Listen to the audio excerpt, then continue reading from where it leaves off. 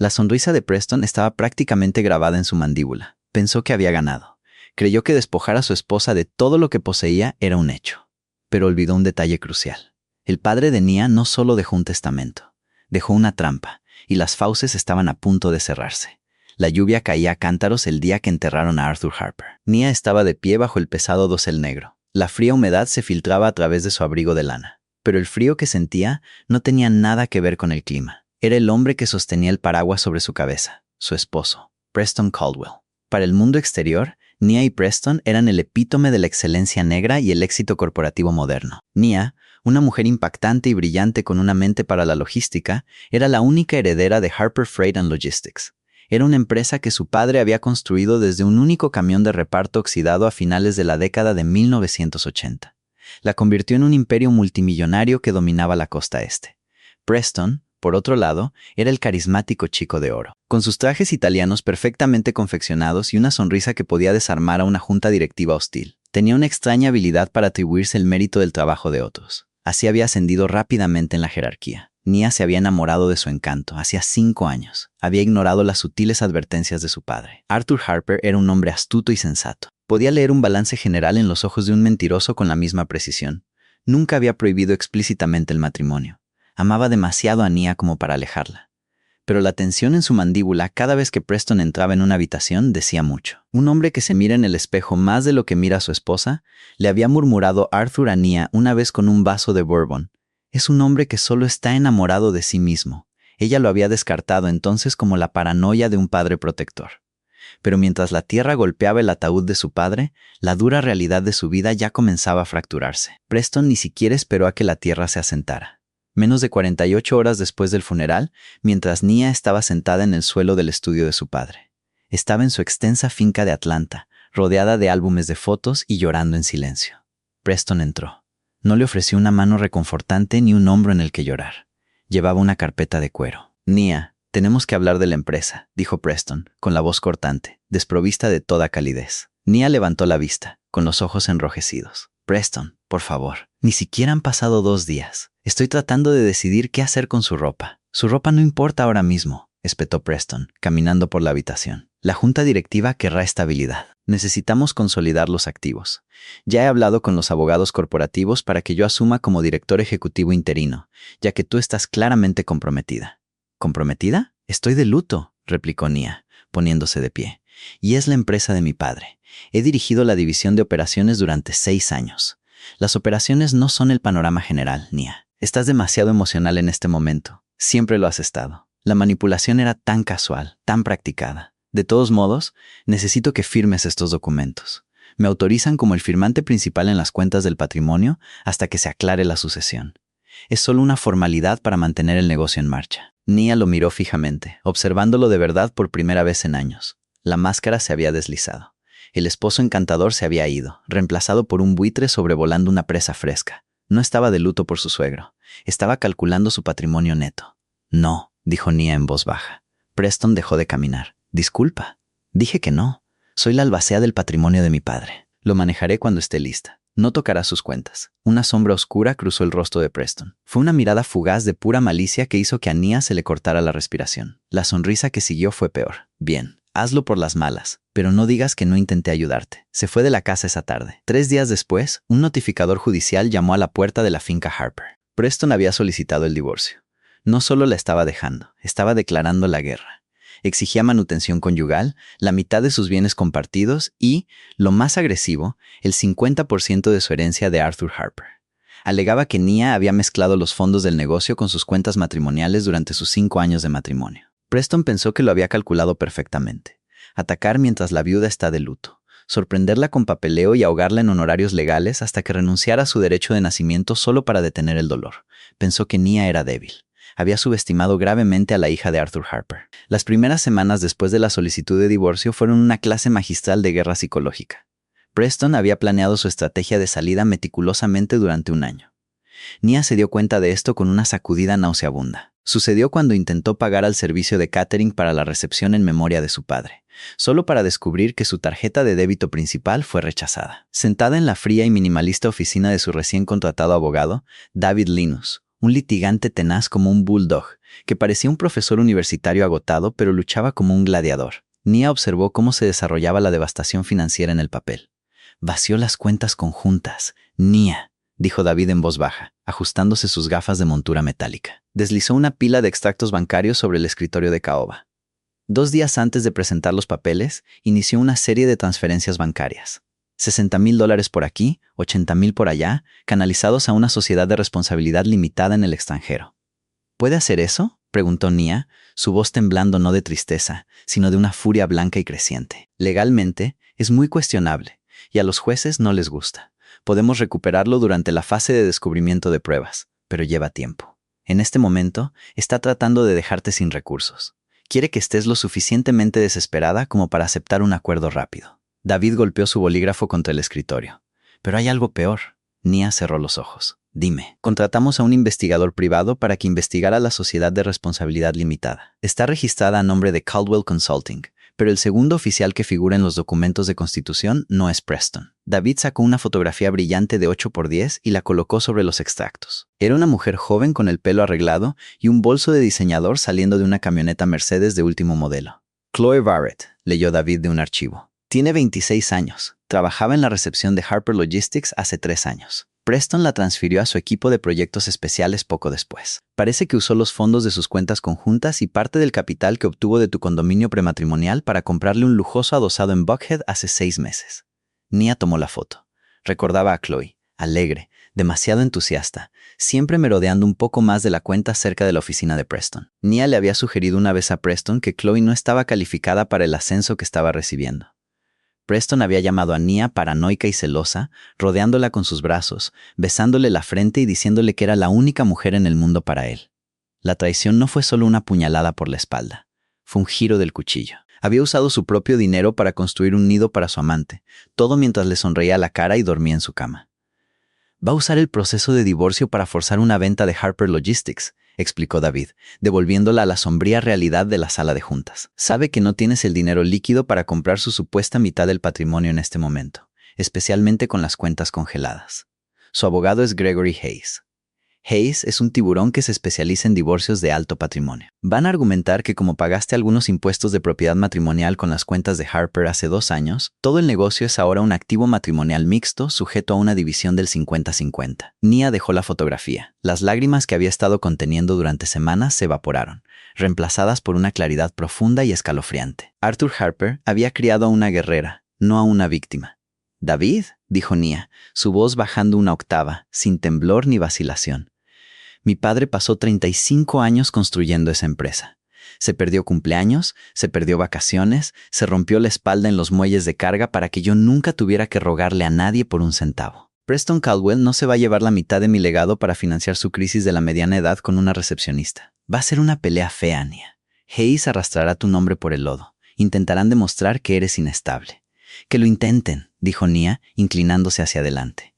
«Necesito que retrases la audiencia de división de activos. Dales largas. Solicita cada documento financiero que Preston haya firmado. Necesito tiempo». «¿Tiempo para qué?» «Para revisar la caja fuerte privada de mi padre». Nia recordó la pesada caja fuerte de hierro escondida detrás de los paneles de roble en la oficina de Arthur. «Mi papá sabía que Preston era una serpiente. Me lo dijo, pero también me dijo algo más antes de morir», dijo. «Nia, el diablo siempre deja un rastro de papel, y yo tengo los recibos. Necesito averiguar qué sabía mi padre». Durante los siguientes 3 meses, la batalla legal se desató. Gregory Hayes presentó una moción agresiva tras otra, intentando congelar por completo las operaciones de Harper Logistics, alegando que Nia estaba mal administrando los activos matrimoniales. Preston se pavoneaba por las oficinas corporativas, actuando como un director ejecutivo en espera, socavando la autoridad de Nia a cada paso, susurrando a los miembros de la junta que estaba teniendo un colapso mental. Nia lo soportó todo con una gracia estoica que enfurecía a su futuro exesposo. Se mudó de nuevo a la finca de su padre, pasando las noches revisando décadas de los meticulosamente guardados libros de contabilidad, diarios y documentos legales de Arthur. Fue un trabajo agotador, impulsado por café negro y pura rabia. Y entonces, un martes lluvioso a las 2 de la mañana, en el fondo de una caja de banquero llena de viejas declaraciones de impuestos, lo encontró. Un sobre de manila sellado con su nombre, escrito con la letra afilada y elegante de su padre. Rompió el sello. Leyó los documentos del interior una vez. Luego los leyó de nuevo. Una sonrisa lenta y peligrosa se extendió por su rostro. Brillante, hermoso viejo, le susurró a la habitación vacía. La mañana de la audiencia final de división de activos amaneció fresca y clara. El Palacio de Justicia del Condado de Fulton era una imponente estructura de granito y cristal, un lugar donde se diseccionaban vidas y se decidían futuros. Nia caminó por los detectores de metales con la cabeza en alto. Llevaba un traje sastre gris pizarra que gritaba poder silencioso. Su cabello estaba recogido en un moño elegante e inmaculado. No se parecía en nada a la viuda afligida y rota que Preston había intentado pintar en sus documentos legales. David Linus caminaba a su lado, llevando 2 pesados maletines de cuero. Parecía inusualmente relajado, un marcado contraste con su normalmente frenético comportamiento en el tribunal. Subieron en el ascensor hasta el 4º piso, departamento 44. La honorable Beatrice Montgomery presidía. La jueza Montgomery era una mujer formidable de unos 50 y tantos años, una exfiscal conocida por tener 0 tolerancia con el teatro en la sala, las mentiras descaradas o los abogados que le hacían perder el tiempo. Cuando Nia y David empujaron las pesadas puertas dobles de madera de la sala, Preston y su abogado ya estaban allí. Preston parecía haber salido de la portada de Jekyll. Llevaba un traje de raya diplomática azul marino hecho a medida, recostado en su silla en la mesa del demandante, susurrando una broma a Gregory Hayes. Hayes se rió, mostrando unas carillas cegadoramente blancas. Cuando Preston vio entrar a Nia, no apartó la mirada. En cambio, la miró a los ojos y le ofreció esa sonrisa característica, esa arrogante y condescendiente curva de su labio que decía: «Eres mía, esta sala es mía, ya he ganado». Nia no se inmutó. Le sostuvo la mirada por un segundo, totalmente inexpresiva, antes de tomar asiento en la mesa del demandado. «Prácticamente ya se imagina en su nueva oficina», murmuró David por lo bajo, organizando sus archivos sobre la mesa. «Déjale disfrutar de la fantasía otros 20 minutos», respondió Nia en voz baja. El alguacil llamó al orden mientras la jueza Montgomery tomaba asiento. El crujido de papeles y el carraspeo de gargantas resonaron en la cavernosa sala mientras la jueza se ajustaba las gafas de lectura y miraba la imponente pila de archivos relacionados con Caldwell. «Muy bien, acabemos con esto», dijo la jueza Montgomery, su voz resonando con autoridad. «Estamos aquí para la determinación final de la división de activos. Señor Hayes, he leído sus aparentemente interminables escritos sobre la reclamación del demandante a la mitad de Harper Freight and Logistics. Usted argumenta que la herencia de la demandada debe considerarse propiedad matrimonial debido a la mezcla de fondos. ¿Es correcto?»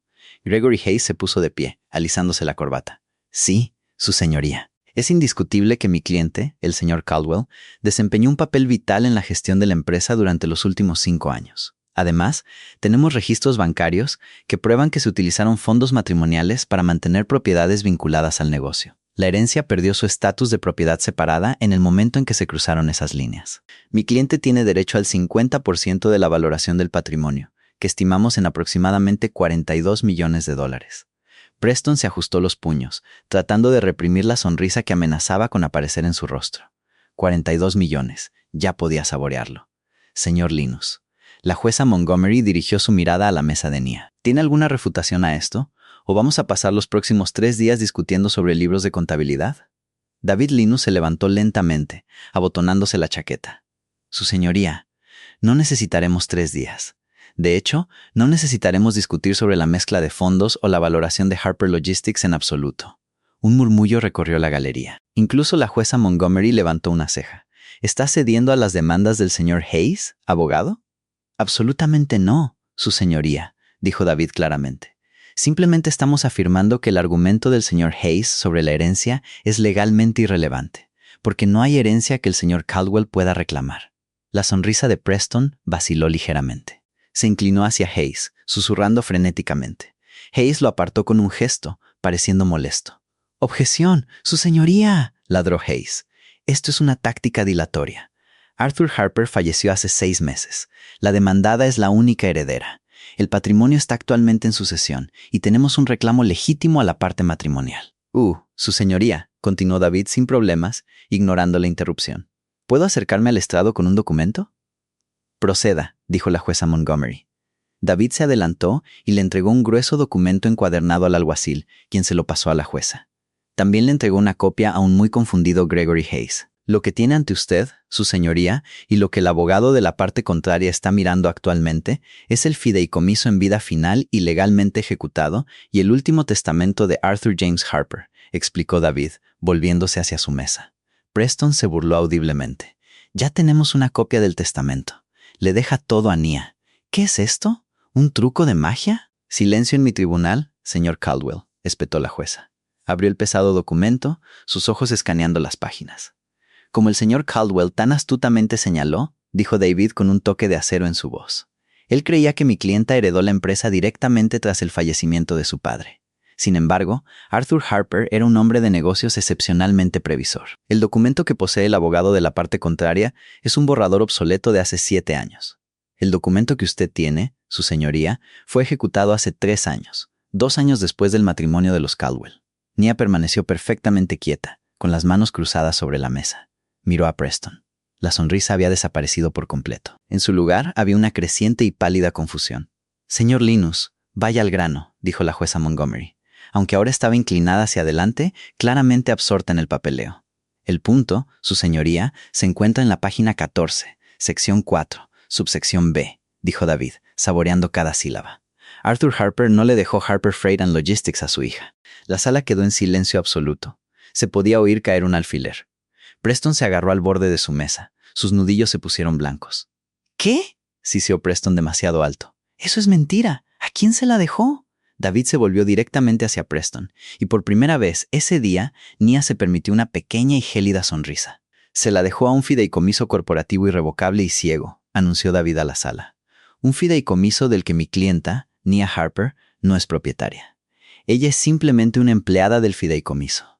No tiene capital, ni acciones de propiedad, ni autoridad legal para vender o dividir la empresa. Arthur Harper despojó a su propia hija de la herencia en papel específicamente para asegurarse de que nunca pudiera ser reclamada como un activo matrimonial en caso de divorcio. La jueza Montgomery dejó escapar un silbido bajo, un sonido muy poco característico en su tribunal. «Bueno, me lleva el diablo», murmuró. «Su señoría», gritó Hayes, poniéndose de pie de un salto, con la compostura destrozada. «Esto es absurdo. Es una transferencia fraudulenta diseñada para ocultar activos. Exigimos». «No exigirá nada», siseó Hayes. La jueza Montgomery lo interrumpió bruscamente, sus ojos brillando. «Estoy leyendo un fideicomiso perfectamente legal, blindado e irrevocable, redactado por una de las mejores firmas de planificación patrimonial del Estado. Los activos se transfirieron hace 3 años. No había ningún divorcio pendiente. No es una transferencia fraudulenta. Es una obra maestra legal». Preston parecía que iba a vomitar. Los $42 millones que había estado gastando mentalmente durante meses se desvanecieron en el aire. Había vaciado sus cuentas conjuntas, alienado a su esposa y comprado una casa para su amante basándose en un pago que no existía. Pero David Linus no había terminado, y tampoco el fantasma de Arthur Harper. «Además, su señoría», dijo David, su voz elevándose sobre el repentino caos de la mesa de Preston. «Si dirige su atención a la página 22, hay un apéndice, una cláusula de píldora venenosa, por así decirlo». La jueza Montgomery pasó las páginas rápidamente. «Lo veo. Condición de empleo y conducta conyugal». Exactamente», dijo David. Arthur Harper estipuló que, si bien Nia no es dueña de la empresa, se le garantiza un puesto asalariado como presidenta. Sin embargo, el fideicomiso establece específicamente que cualquier cónyuge de Nia Harper que intente demandar al fideicomiso o que se descubra que ha cometido infidelidad financiera contra la propiedad separada de Nia Harper es inmediatamente responsable por incumplimiento del deber fiduciario hacia el patrimonio. Nia observó a Preston. Él miraba la mesa, con la boca abierta, respirando con dificultad. El depredador se había dado cuenta de repente de que había entrado en una jaula muy pequeña y muy oscura, y la puerta acababa de cerrarse detrás de él. El silencio en el departamento 44 era lo suficientemente pesado como para convertir el carbón en diamantes. Preston Caldwell, un hombre que había construido toda su identidad en ser el tipo más listo de la sala, de repente parecía un animal acorralado. Jadeaba en busca de aire, sus manos perfectamente cuidadas temblaban contra la madera pulida de la mesa del demandante. «¡Infidelidad financiera!», balbuceó Gregory Hayes, hojeando frenéticamente la copia del fideicomiso que David Linus le había entregado. La arrogancia agresiva del costoso abogado de divorcio se había evaporado por completo, reemplazada por la comprensión aterrorizada de que estaba parado sobre una mina legal. «Su señoría, esta cláusula es muy irregular, es punitiva. Es muy específica, señor Hayes», corrigió la jueza Montgomery, con sus gafas de lectura posadas en la punta de la nariz mientras escudriñaba el documento. Arthur Harper definió claramente la infidelidad financiera en este apéndice como el desvío no autorizado de fondos matrimoniales o separados con el propósito de sostener una relación extramatrimonial, establecer domicilios separados sin el conocimiento del cónyuge o crear corporaciones fantasma para ocultar activos al beneficiario principal. Dios mío, el hombre prácticamente dibujó un mapa. La jueza Montgomery bajó el documento y miró por encima de sus gafas directamente a Preston. Parece que su difunto suegro sabía exactamente con quién estaba tratando, señor Caldwell. Nia permaneció perfectamente quieta, irradiando una calma aterradora. Recordó el día en que su padre había firmado esos papeles. Se había enfadado con él, acusándolo de no confiar en su juicio. Arthur simplemente le había besado la mejilla y dicho: «Confío en ti, mi niña. No confío en el mundo. Y ciertamente no confío en un hombre cuyos ojos vagan hacia su propio reflejo más que hacia su esposa». Arthur había gastado cientos de miles de dólares en los mejores planificadores patrimoniales de Atlanta para construir una fortaleza alrededor de su hija. No solo había protegido el dinero, había anticipado la traición exacta de Preston. «Su señoría», interrumpió David Linus, entrando suavemente en el centro de la sala. «La cláusula de la píldora venenosa no solo revoca cualquier reclamo sobre los activos del fideicomiso, activa una disposición de recuperación. Si el cónyuge activa esta cláusula, el fideicomiso está legalmente obligado a demandar al cónyuge infractor por restitución más todos los honorarios legales. Y tenemos la evidencia para activarla». David regresó a su mesa y levantó el segundo maletín de cuero, más pesado, sobre la mesa. El agudo clic de las cerraduras de latón resonó como un disparo. «Prueba C, su señoría», anunció David, sacando una gruesa carpeta. Entregó copias al alguacil y a un Gregory Hayes que sudaba profusamente. «Estos son los registros bancarios citados de una entidad conocida como Caldwell Consulting, Sociedad de Responsabilidad Limitada, una entidad establecida por el señor Caldwell hace 14 meses. La cabeza de Preston se levantó de golpe. «No puedes tener eso. Esos son corporativos privados». «¡Silencio!», ladró la jueza Montgomery, golpeando su mazo una vez. «Otro arrebato, señor Caldwell, y haré que lo saquen, y procederemos sin usted. Continúe, señor Linus». «Gracias, su señoría», dijo David, sin inmutarse. Como verá en la página 3, Caldwell Consulting, Sociedad de Responsabilidad Limitada, solo tiene 2 oficiales listados, Preston Caldwell y una señorita Chloe Barrett. La señorita Barrett es una ex empleada de Harper Freight and Logistics. Hayes se inclinó, susurrando frenéticamente al oído de Preston, pero Preston lo apartó, con los ojos fijos de horror en la carpeta. «Durante el último año», continuó David, su voz resonando con una precisión devastadora, «el señor Caldwell canalizó exactamente $485,000 de una cuenta matrimonial conjunta a esta sociedad de responsabilidad limitada. Luego usó esos fondos que incluían el capital liquidado del condominio prematrimonial de mi clienta, para asegurar una hipoteca sobre un lujoso adosado en Buckhead. La escritura de ese adosado está enteramente a nombre de la señorita Barrett». «3 milésimo». La galería detrás de ellos dejó escapar un jadeo audible colectivo. «Objeción», gritó Hayes, aunque a su voz le faltaba su mordacidad habitual. «Relevancia. Esta es una audiencia de división de activos, no una ventilación de quejas».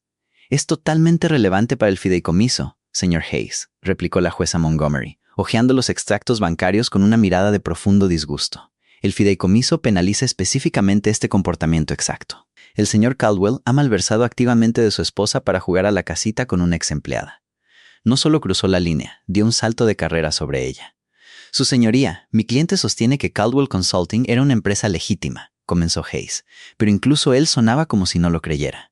«¿Una empresa?», habló Nia por primera vez desde que comenzó la audiencia. Su voz no era fuerte, pero cortó la sala como una cuchilla de hielo. La sala se silenció al instante. Se levantó lentamente, mirando directamente a Preston. «Caldwell Consulting no tiene clientes, Preston», dijo Nia, su tono completamente desprovisto de la calidez que él había explotado durante 5 años. «No tiene sitio web. No tiene número de identificación fiscal para la nómina. La única consultoría que Chloe Barrett estaba haciendo era elegir cortinas a medida para la casa que le compraste con el dinero que mi padre ganó».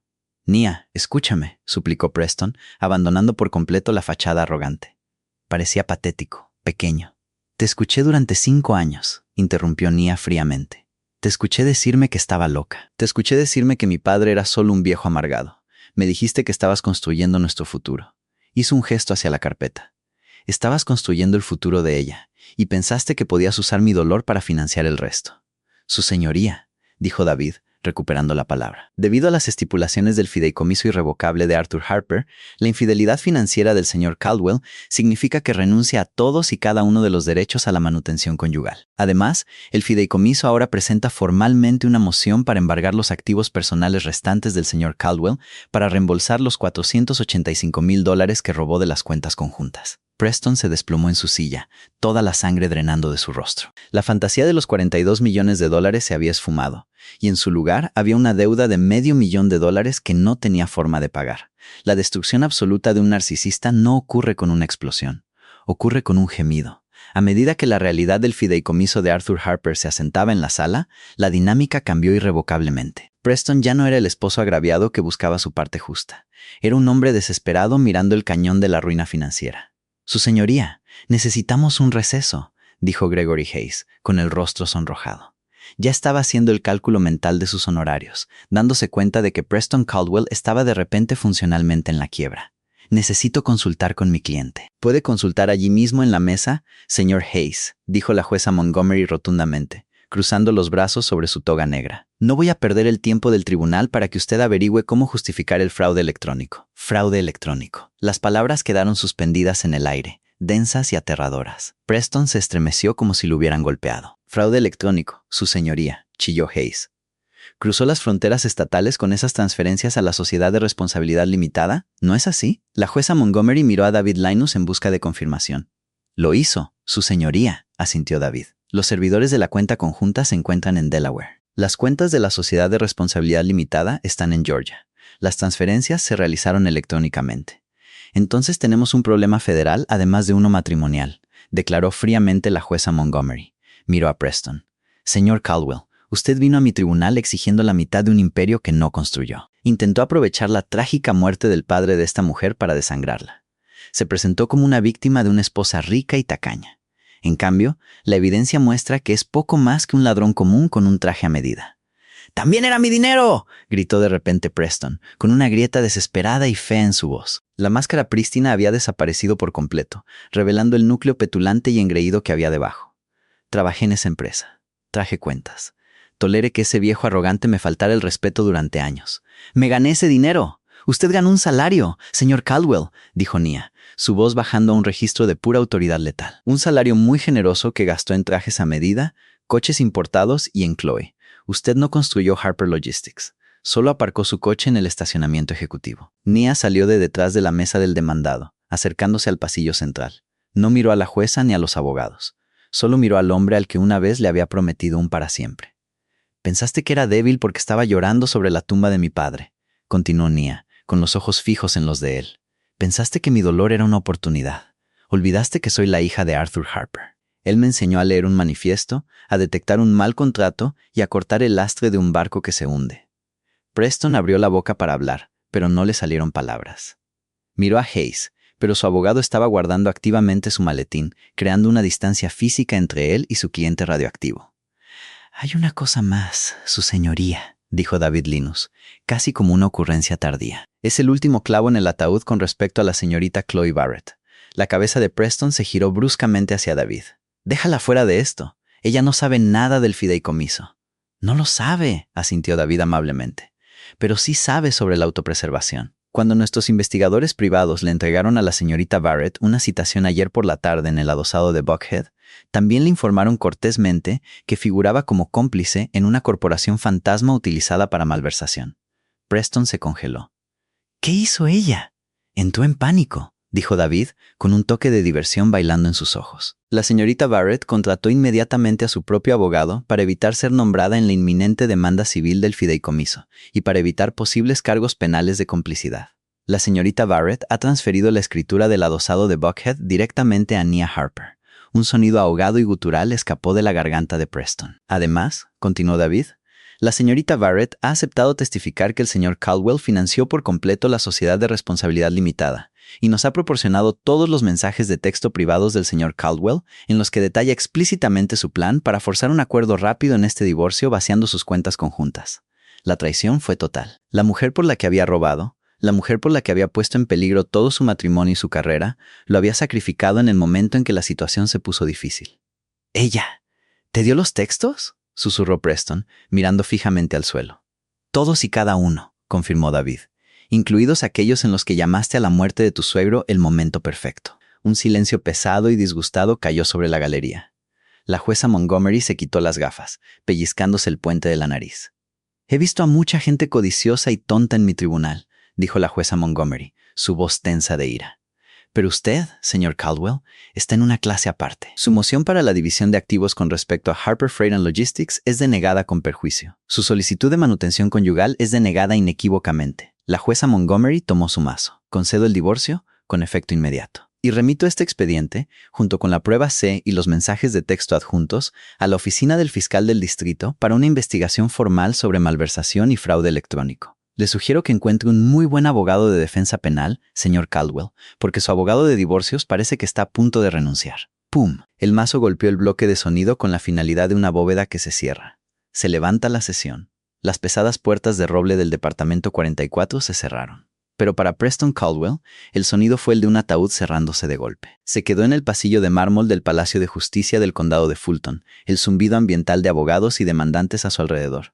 Pero todo lo que podía oír era el zumbido en sus propios oídos. Gregory Hayes, el abogado de alto poder que se había estado riendo con él apenas una hora antes, estaba cerrando agresivamente su maletín. Ni siquiera miró a Preston. Gregory, espera. Podemos apelar esto, ¿verdad? La voz de Preston era débil, desprovista de su habitual confianza de barítono. Extendió la mano para agarrar la manga de su abogado. Esto es una emboscada. Una jueza no puede simplemente hacer cumplir una cláusula de fideicomiso así sin un juicio.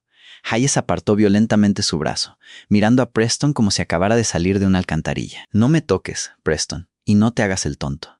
No me hablaste de la sociedad de responsabilidad limitada. No me dijiste que estabas canalizando activamente activos matrimoniales a través de las fronteras estatales. Si hubiera sabido que cometiste fraude electrónico federal, nunca habría tomado tu caso. Me hiciste parecer un aficionado frente a la jueza Montgomery, y peor aún, me convertiste en un cómplice involuntario de tu idiotez. Estaba protegiendo mis activos, suplicó Preston, mirando a su alrededor frenéticamente para ver quién escuchaba. Nia me iba a dejar fuera. Nia no tuvo que dejarte fuera. Te dejaste fuera tú solo, escupió Hayes, sacando un documento doblado del bolsillo de su chaqueta y empujándolo con fuerza contra el pecho de Preston. Esta es mi notificación formal de retirada como tu abogado, con efecto inmediato. Se incluye tu factura final, $75,000. Dado que tus cuentas conjuntas están congeladas y el fideicomiso se está moviendo para embargar tus activos personales, te sugiero que liquides ese reloj Patek Philippe que llevas en la muñeca. No vuelvas a llamar a mi oficina. Buena suerte con el fiscal del distrito. Hayes giró sobre sus talones y se marchó por el pasillo, dejando a Preston completamente solo. El pánico, frío y agudo, finalmente comenzó a instalarse. Preston sacó su teléfono. Necesitaba hablar con Chloe. Había entrado en pánico, claro, pero lo amaba. La había sacado de un escritorio de recepción a la buena vida. Si tan solo pudiera hablar con ella, explicarle que esto era un contratiempo temporal, podrían resolverlo. Marcó su número.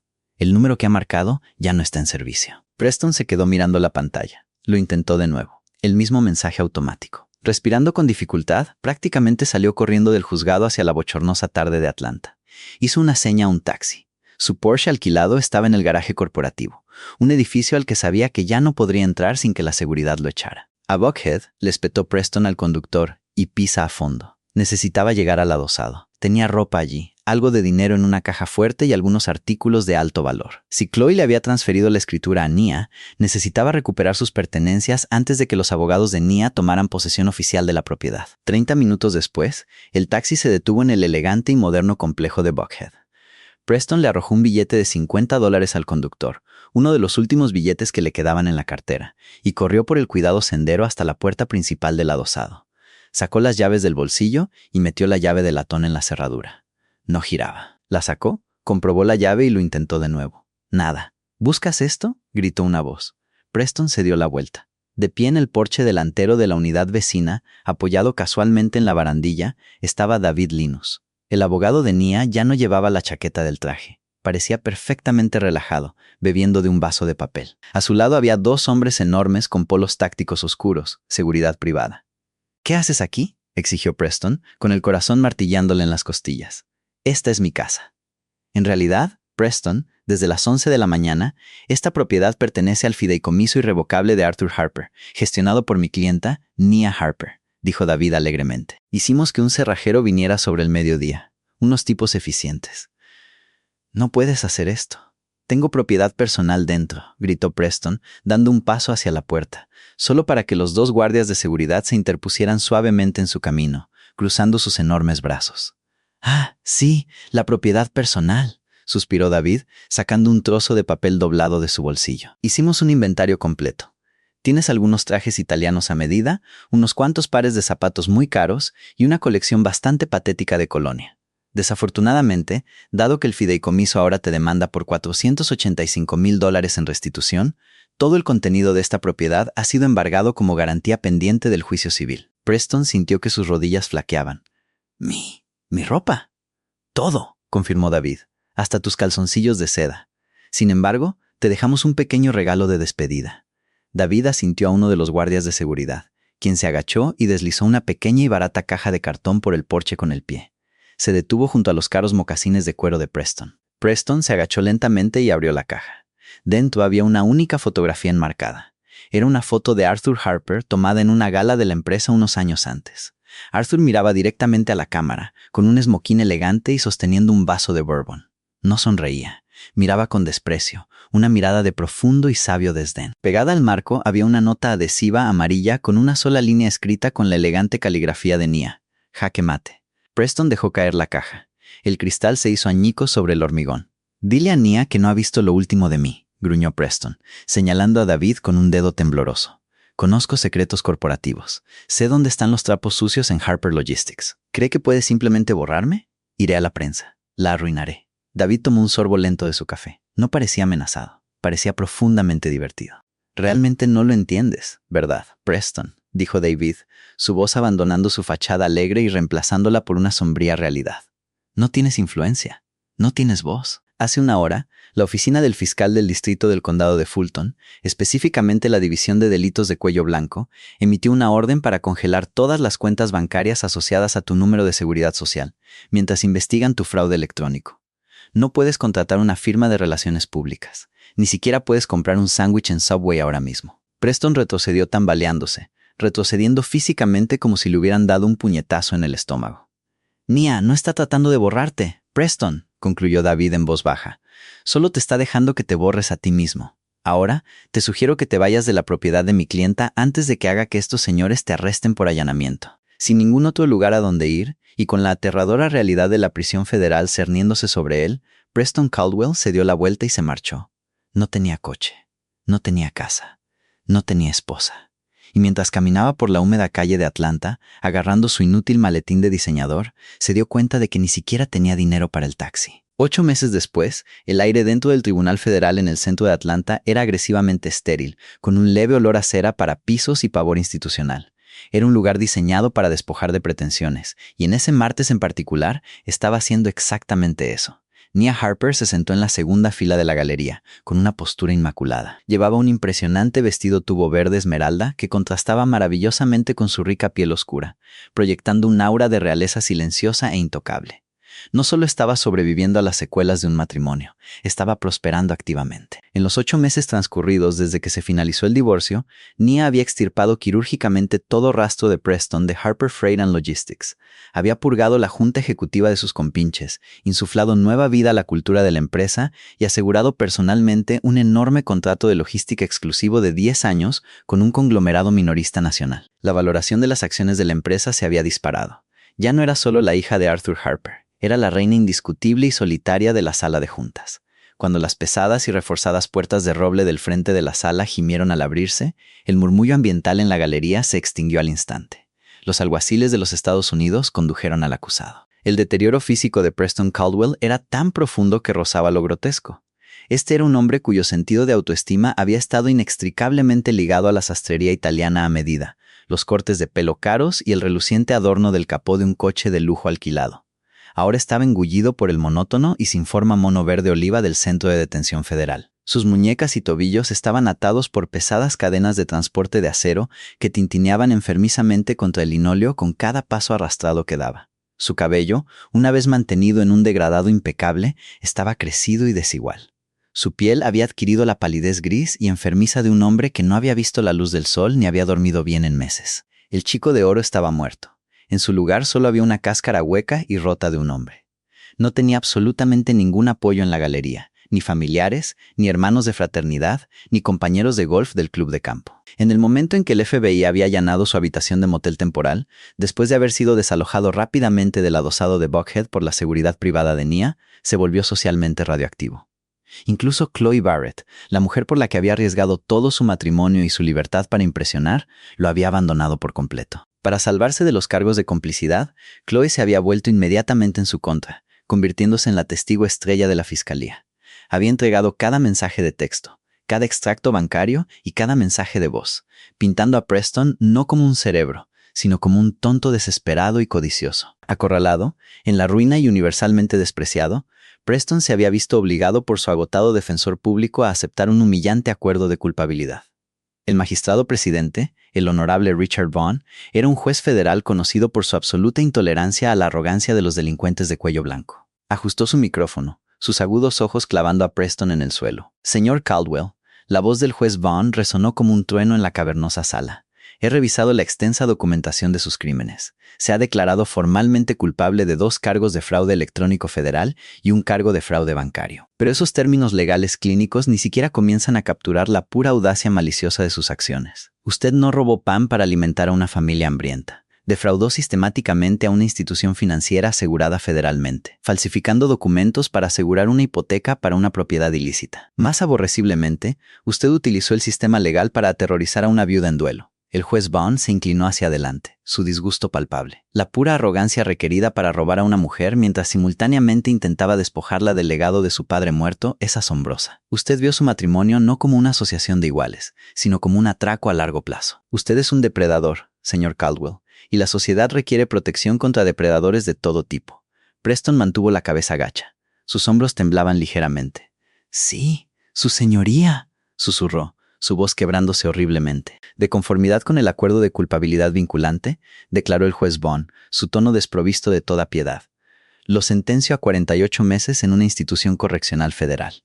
Este encarcelamiento será seguido por 3 años de libertad supervisada. Además, se le ordena pagar la restitución total y completa al fideicomiso Arthur Harper, la cantidad exacta de $485,000. Cualquier salario que gane mientras esté encarcelado y cualquier ingreso futuro tras su liberación será embargado automáticamente hasta que esta deuda sea satisfecha en su totalidad. Saldrá de este tribunal hoy sin absolutamente nada. El juez golpeó su bloque de sonido con un impacto definitivo y crujiente. Remitan al prisionero a la custodia federal. Mientras los alguaciles fuertemente armados agarraban a Preston por sus brazos encadenados para llevarlo hacia las celdas de detención, se detuvo. Giró la cabeza, sus ojos desesperados y hundidos escaneando la galería hasta que se encontraron con los de Nia. Durante un largo y agonizante momento, miró a la mujer que había intentado destruir. Su expresión era una súplica patética y silenciosa de validación. Quería ver ira, quería ver odio. Quería saber que todavía le importaba lo suficiente como para provocar algún tipo de respuesta emocional de ella. Pero Nia no le dio absolutamente nada.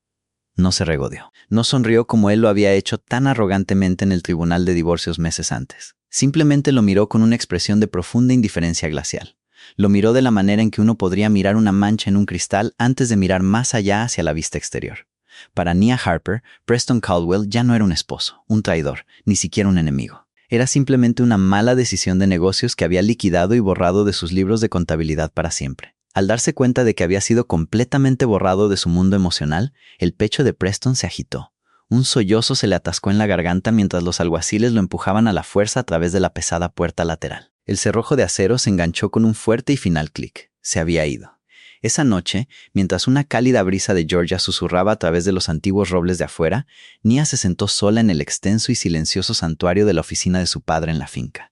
La habitación todavía olía débilmente a su tabaco de pipa preferido y a viejas encuadernaciones de cuero. Se sirvió una medida de 2 dedos de su bourbon favorito, caminó hasta el enorme escritorio de caoba y abrió el pesado cajón inferior.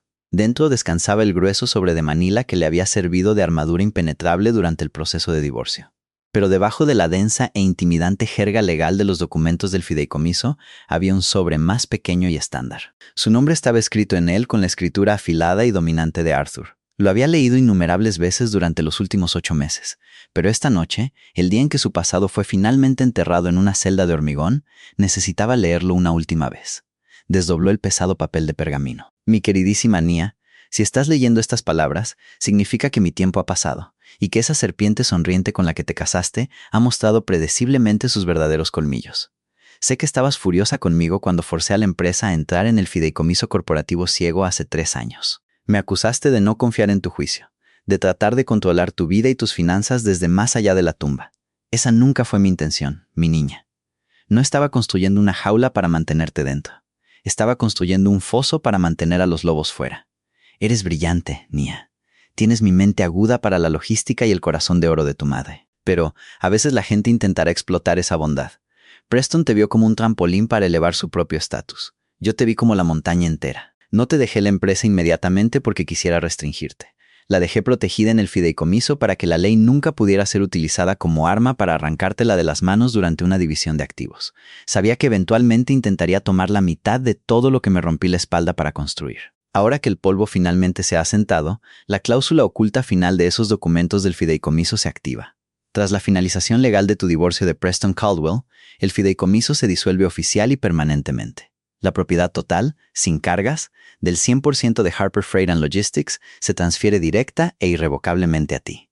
Es todo tuyo, Nia. Cada camión, cada almacén, cada centavo en las cuentas. La trampa funcionó perfectamente. Ahora estás a salvo. Ve y construye el imperio más alto de lo que jamás soñé que podría llegar. Estoy increíblemente orgulloso de la mujer que eres. Te amo, papá. Nia bajó la carta, el papel temblando ligeramente en su mano. Una sola lágrima se deslizó por su mejilla, captando la cálida luz ambiental de la lámpara del escritorio. Había luchado en la guerra, soportado la agonizante traición y salido completamente victoriosa. Colocó la carta suavemente sobre la madera pulida del escritorio. Se levantó y caminó hacia las imponentes ventanas que daban a su vasta finca iluminada por la luna. El cielo nocturno sobre Atlanta era infinito y claro. Por primera vez en su vida adulta, Nia Harper estaba completamente sola, absolutamente intocable y completamente libre. ¡Qué increíble viaje de traición! Brillante estrategia legal y justicia final. El padre de Nia demostró que el amor protector de un padre puede superar incluso las tramas más manipuladoras desde más allá de la tumba. Preston pensó que estaba jugando al ajedrez, pero Arthur Harper ya era el dueño del tablero. Si te encantó la historia de una mujer brillante que recupera su poder y pone a un narcisista tóxico exactamente donde pertenece, asegúrate de pulsar el botón de me gusta. No olvides compartir este video con cualquiera que ame los giros de trama satisfactorios y suscríbete al canal para más historias intensas de drama de la vida real. Deja un comentario abajo. ¿Cuál fue tu momento favorito de la caída de Preston? Nos vemos en el próximo.